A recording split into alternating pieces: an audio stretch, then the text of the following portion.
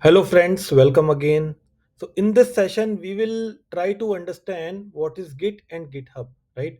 So, when we are trying to work on projects in our companies, we require some version control systems, and that's where we work on things like Git and GitHub. So, you will get to know all these details.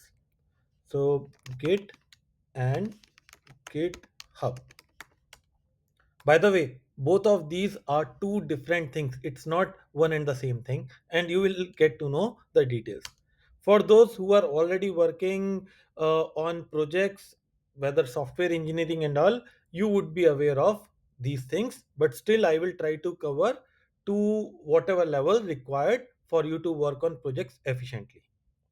Okay, so the very first question is, what is Git? What is Git? Right? So I would say Git helps you to provide versioning of your code, right? For example, let's say you are writing some piece of code, right? I'll write it.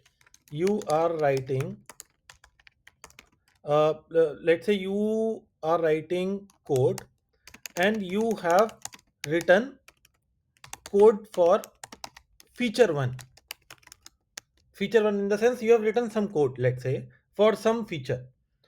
Now, this is all working fine and all. Then what happened? You are writing code for feature 2 and you realize that okay, now everything is breaking and I want to go at the same level when it was working. At this level it was working, you want to go to this level. How will you go? Now, you cannot manually remove things thinking that I did this to add more code and all, after that it stopped working. No, so there would be way that you would, I mean, directly say that I want to go to this point when I have done feature one, so that you will get this code and you can start here from scratch again, right? So that's the beauty of version control system, that versions are maintained and you can anytime go back to the previous version and have a look, right? So it's like you were doing something till, let's say, yesterday. Today you wrote some piece of code and you see that everything starts breaking. You want to go back to a version which it was yesterday, the same code which it was yesterday. Now you cannot manually remove things. You can take a smart way, and if you use Git you can easily reach to that level. I hope this is clear. Okay, so this should be clear that how it helps you version your code, and we will see that practically, right? Now also, when talking about big projects, multiple people work on the projects. Multiple people work on a project. If it's a big project, many people collaborate and work on a project, right? So how do people collaborate, right? So might be when there is a project, you see think that initially there is some code. I am saying it as base code, let's say, which, let's say, three developers are taking, and developer one, uh, developer one, let's say he added feature one on top of this base code. Developer two is working on some other feature. Developer 2 is, let's say, working on feature 2. Developer 3 working on feature 3. Developer 3 working on some other thing.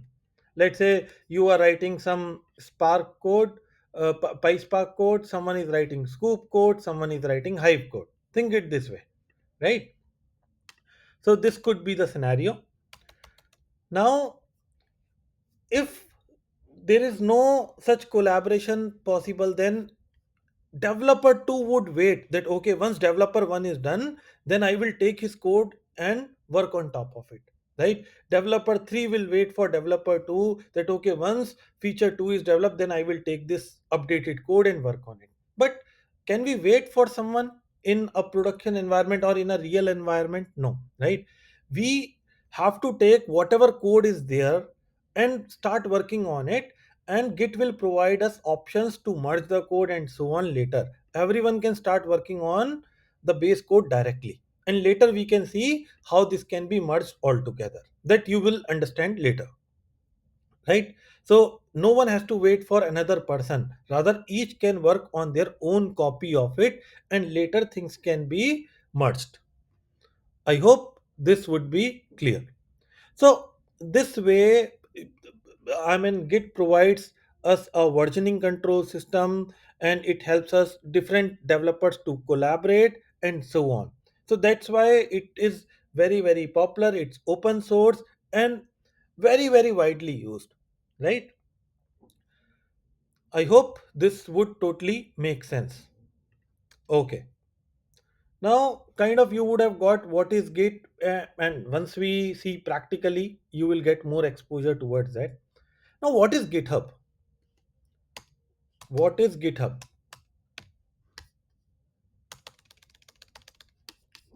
What is GitHub? Now, to let you know, Git is something which is local. Think like local. Think that Git is local on your laptop or computer. And what is GitHub? Think it like a which is website which is remote, right? So generally we say local means Git and remote means GitHub website or a portal where you can host your code. For example, what I'm trying to say, let's consider uh, let's consider you have some project. You develop some project, let's say lending club 01, right? Or lending club project. Let's say this is the project you develop. Let me give it a name also, 01, just because we might be creating 01, 02 for demonstrations. Let's say this is my project which I am creating on my local, on my laptop, right? Now, ideally, when you see the big data projects, right, especially PySpark, this would have a certain kind of structure. Like I'm not planning to tell the structuring now, but since we are discussing about Git and GitHub, let me give you a slight structure that how exactly your project structuring looks like. So let's say this is your folder under which you would keep your code. You would generally have a configuration folder, right? A conf folder. I'll tell you what will be there inside this. You will most likely have a lib folder, right? You will have conf, you will have lib, and you will have a main file which is like the entry point for everything. Everything starts from this main file.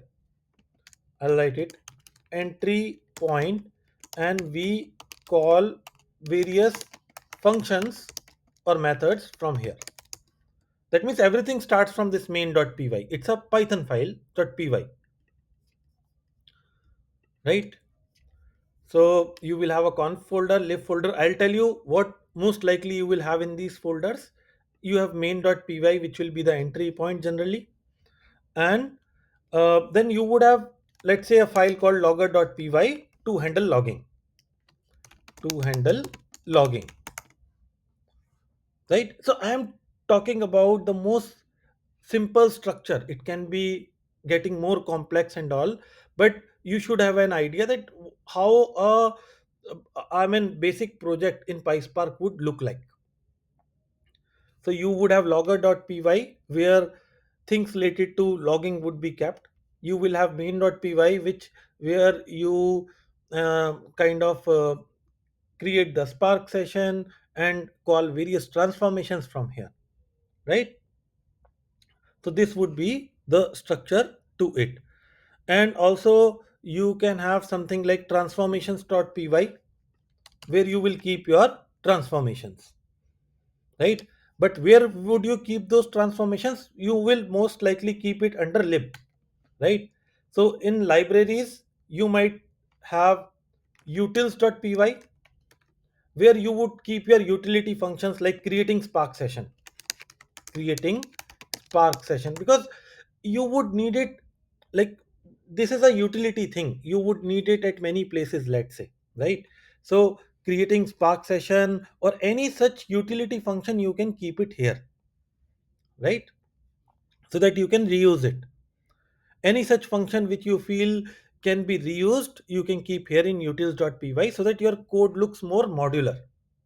I hope this is clear. Okay. Inside lib, we can also have, let's say, transformations.py. You can give it any other name also, whatever you feel. And this would, here you would write all of your transformations, right? Whether it's cleaning related, processing related, all of it, right? All the transformations. I hope this is clear. Later I would show this structure practically also, but right now my intent is not that. I just want to give you an idea how a basic PySpark structure look like, project structure look like. So I said main.py, the entry point from where you call various transformations and all. Transformations actually you write here, right? Spark session you create here, but you would just call it from main. So main is like a wrapper, right? Logger.py to handle logging, and utils you have understood to create any such utility functions which can be reused, and transformations.py where you used any of your transformation like renaming of columns, joins, group bys, all of it, but you call it from main later. Okay. Now under this configurations, you can have Spark related configurations. Like you can have a file called as spark.conf, and inside this you can have configurations like, for example, what is the app name, right? Application name that we give while creating the Spark session. So spark.app.name. Let's say we say lending club because it was a lending club project we were doing.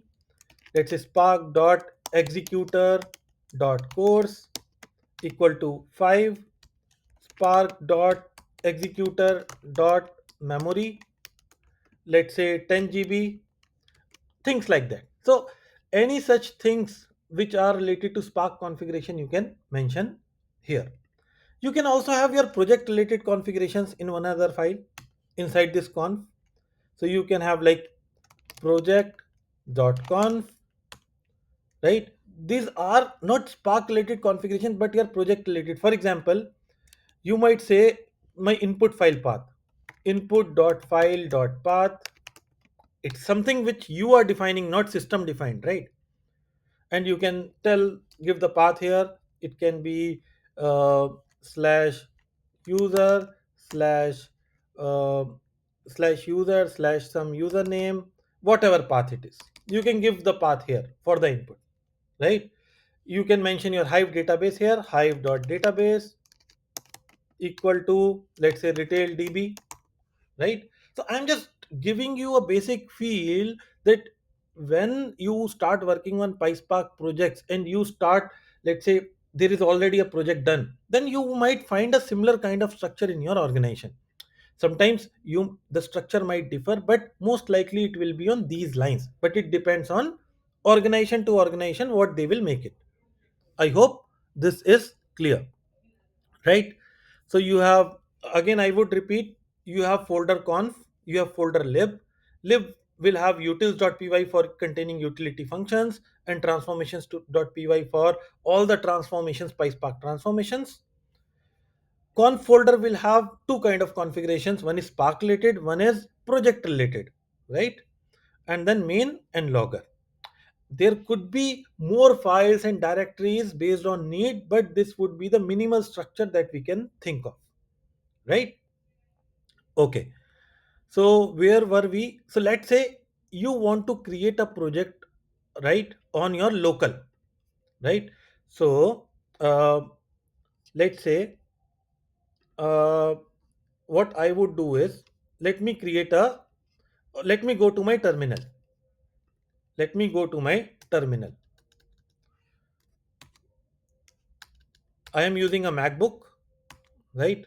And I can, you can normally create a folder on Windows by right clicking and all, but since I'm more comfortable with command line, I will be using that. So let me go to my desktop,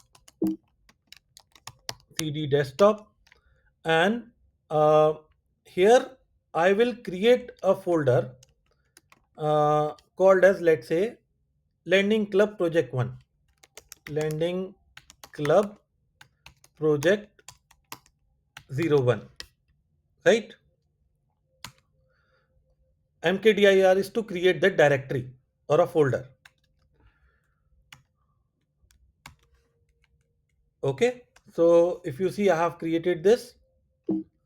Now what I will do is I will do a ls and I can see Lending Club Project 01. So what I would do now, I will get into this. I will say cd Lending Club Project 01 so that I am navigating to this folder now. And I can say pwd to check my present working directory. This is my present working directory. Under desktop, I am inside this folder. Okay. Let me clear the screen. I can say clear. Okay. Now I can try creating this kind of project structure, right? So I can create a conf folder, lib folder, main.py and logger.py. Let me do that. So I will say, first let me create main.py, vi main.py, right? And I can write something here. Let's say, I can say this is the main file.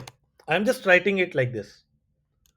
And let me basically put a comment and save it, right? So I have created this main.py. I'm not writing the actual code. I'm just giving you a structure that how it would look like. Let me create logger.py, vi logger.py, right? And I will say this file takes care of logging and setting up logging levels. Okay, logger.py is done. Then I would create this conf folder and lib folder, right? So I will say, so these are folders. So I would say mkdir uh, lib. I'm creating a lib folder and let me go to this folder now. How to navigate? I will say cd lib, right? And now I will create utils.py, vi, I would say utils.py, and let me say this is a file to contain utility functions like, actually the entire code would be there in these files, but I am not writing the code, right? Because I want to teach you Git and GitHub, not how to maintain this, right? Okay. Like creating Spark session. Okay.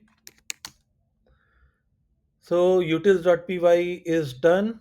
Then what we have? We have, let's say, transformations.py. So vi transformations.py,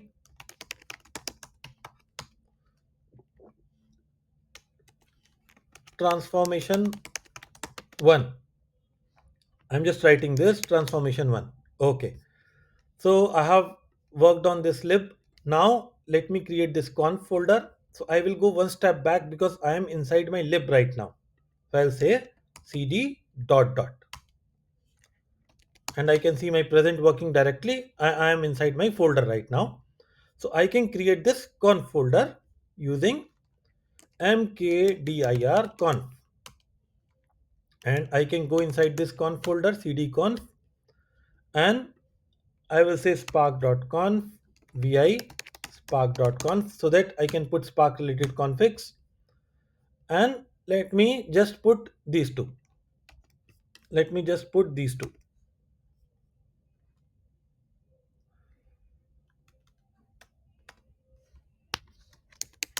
Okay. And I will create project.conf, vi project.conf.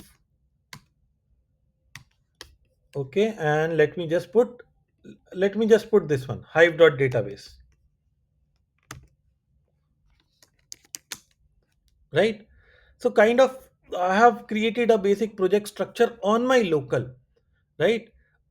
Ideally on your local also, it's not that you would create it using terminal or something. You would use most likely an IDE, right? You would most likely use an IDE like Visual Code, right, Studio, or you will use PyCharm. But Visual Studio Code is very very trending these days. You can try using. I will also show you that, right? So anyways, for now, I hope you are clear and we have created this project structure, and I will just say ls. You can see ls hyphen ltr. You can see we have uh, main.py, logger.py as files, and we have these two folders which contain few files inside. That's great. Now this structure is on your local, right?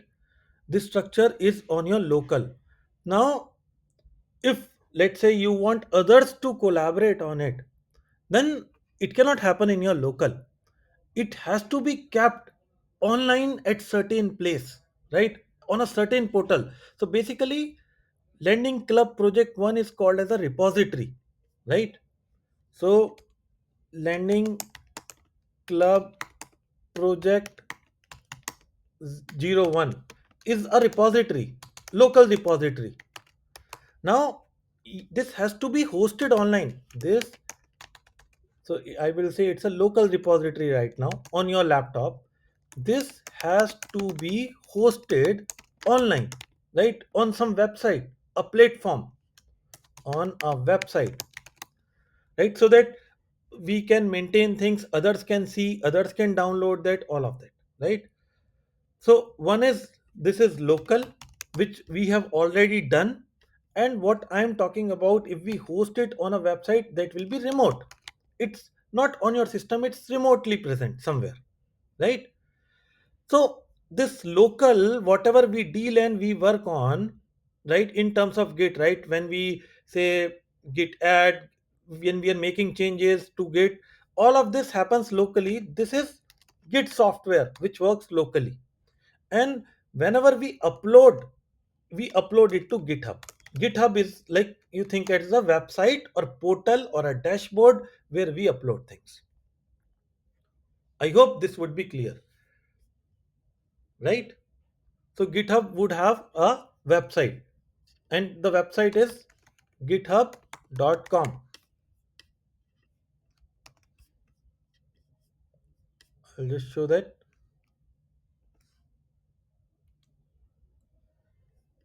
Since I am already logged into a account, you can see this. I am already logged into my account. I'll tell you how to create account also. So I can go to my profile and you can see this, right? For example, I have a project, let's say sales project, right? Cleaning.py, processing.py, 2 days back, right? It's again a sample thing.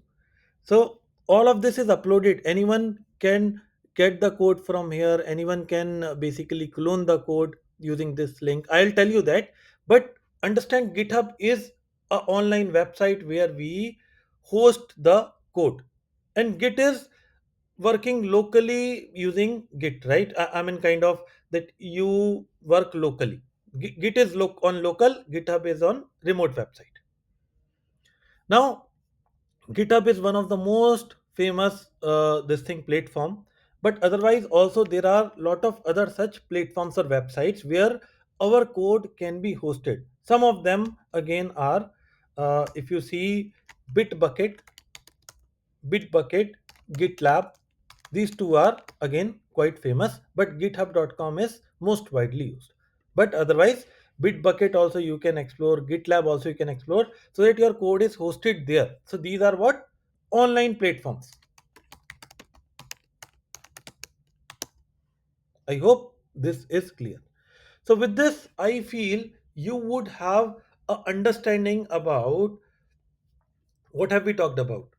We talked about what is Git. It's to maintain versions of your code so that you can go to previous version, right? And multiple developers can collaborate on this code base, right? They can work on their own features, later merge the code, which we will see shortly. I said Git is on local. GitHub is a website where we host that repository. A project folder is called as a repository, right? I have also given you an idea on how a PySpark project structure, the minimal structure that we can think of, looks like, right? We have main.py, logger.py, and then we have configuration folder and lib folder. I have talked about it, so I will not go into it now again. And I said, since I have shown this on my Mac terminal, ideally to create such projects, we do not use terminal, rather we use a IDE like Visual Code Studio or PyCharm or any such IDEs, right? If we are writing Java code and all, then Eclipse is most famous one. So I'll show Visual Studio sometime later. Then I created a structure in my local, and I even showed you how a GitHub uh, page looks like. So I'm showing you my GitHub account. I'll show how to create an account and all. But I wanted to give you a feel that GitHub is a website, and there are many other websites like that. Some of the famous ones are Bitbucket and GitLab. But most probably in your organization, github.com would be used, right? And that's kind of it. With this, you have understood or you got some idea about Git and GitHub and how a basic PySpark project would look like, and you have got some alternatives to GitHub, right? So in our next session, we will continue and I will tell you how to install GitHub and how to get a Visual Studio on your laptop, right? So with this, I will stop the recording and I hope you like the session. Thanks a lot.